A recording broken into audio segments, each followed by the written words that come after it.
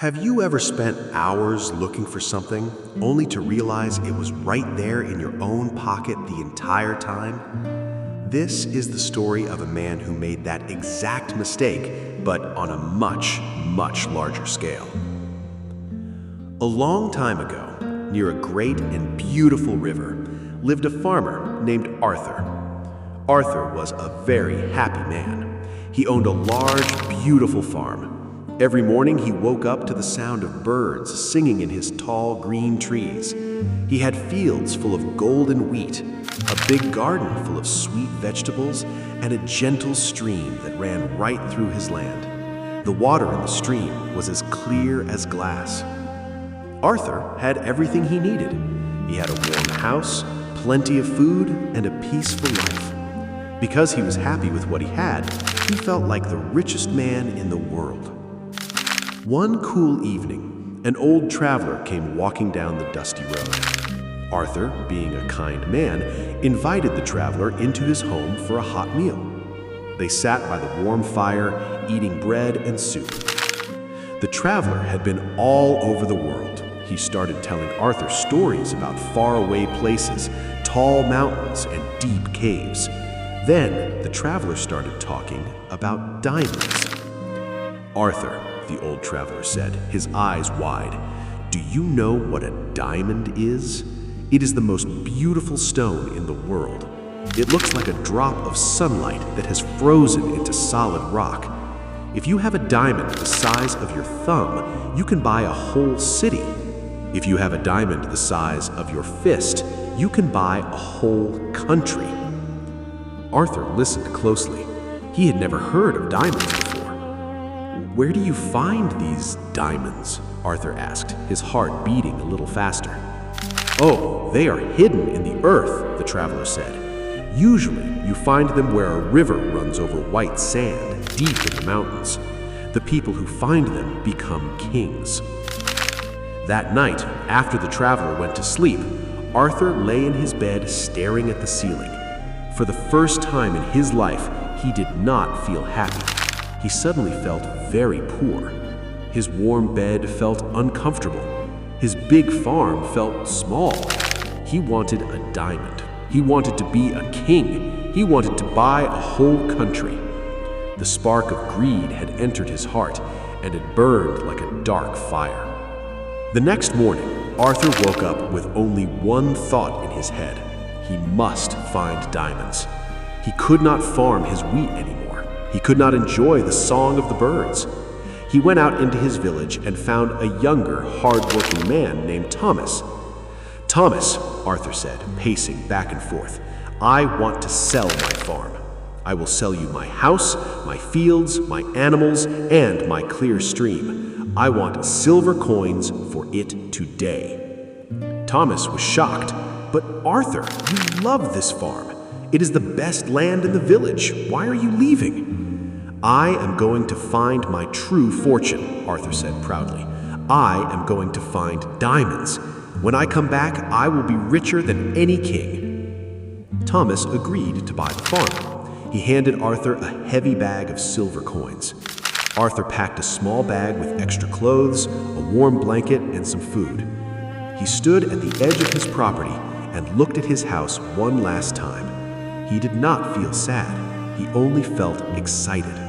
He turned his back on his beautiful home, walked down the dusty road, and began his great adventure. Arthur's journey was not a happy one. He walked for weeks, then months, then years. First, he traveled to the high mountains in the north. The air was freezing, and the wind bit his face like sharp teeth. He dug in the hard, snowy ground, looking for white sand and sparkling stones. He found nothing but cold rocks and ice. "They are not here," he whispered to himself, shivering by a tiny fire. "I must go further." He walked all the way to the great deserts in the south. The sun was hot and angry. The sand burned his tired feet. His water ran out, and he was very thirsty. He met a group of men traveling on camels. "Excuse me," Arthur said, his voice dry and scratchy. "Have you seen any diamonds around here? Rocks that look like frozen sunlight?" The men laughed at him.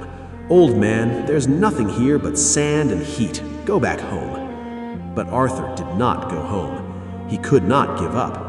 He spent all the silver coins he got from selling his farm. He had to buy food, water, and tools for digging. Slowly, his clothes turned to rags. His hair turned gray and then pure white. His strong back became bent and tired.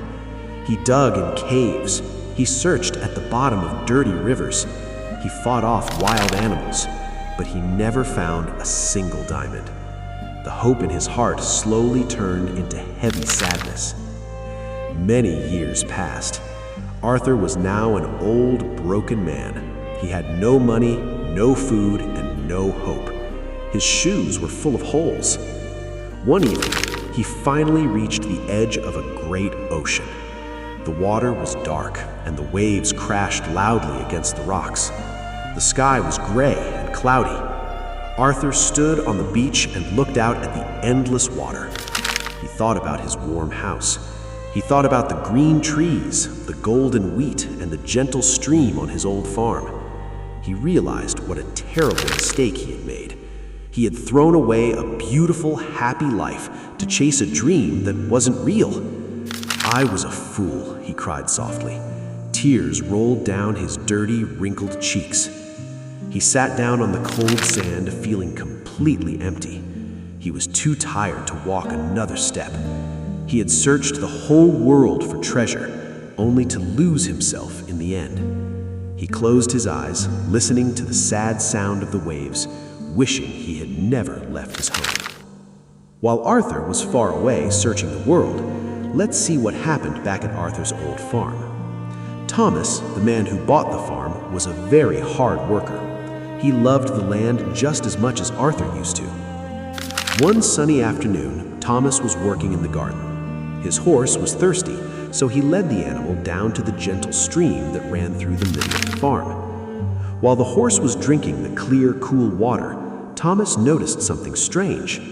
At the bottom of the shallow stream, resting on a bed of white sand, something flashed. The sun was shining directly into the water, and a beam of light bounced off a rock.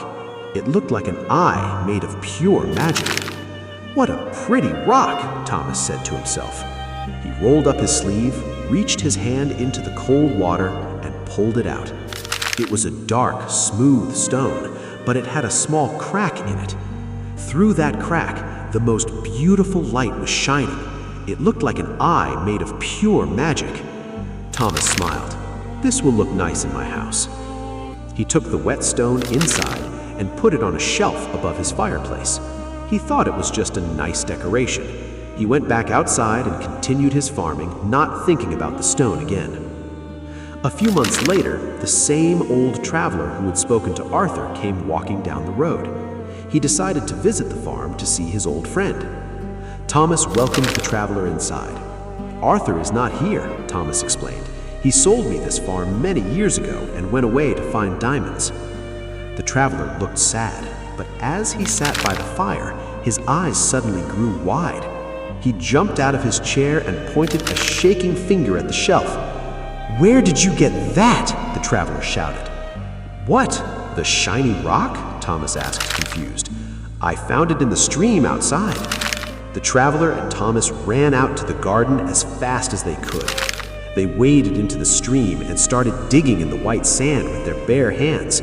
Every time they pulled up a handful of sand, they found another beautiful, sparkling diamond.